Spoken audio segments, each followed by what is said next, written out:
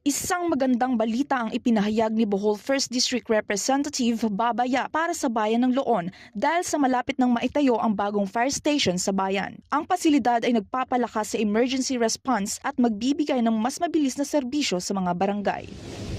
Personal namang binisita ni 2nd District Representative Luigi Villafuerte ang mahigit 3,000 kabahayan para ipamahagi ang family food packs mula sa DSWD. Layunin ng pag-iikot nito na masuri mismo ang kalagayan ng mga residente matapos ang bagyo at matukoy ang mga kailangan para sa mas mabilis na pagbangon.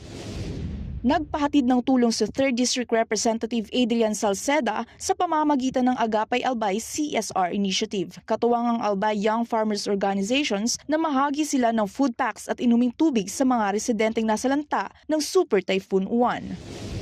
Namahagi naman ng 25 tablets si Cagayan de Oro 2nd District Representative Rufus Rodriguez sa mga senior high school students ng Bogo National High School at Balubal National High School sa Cagayan de Oro. Lahat ng mga estudyanteng nakatanggap ay kabilang sa mga low-income families at mayroong magandang academic standings.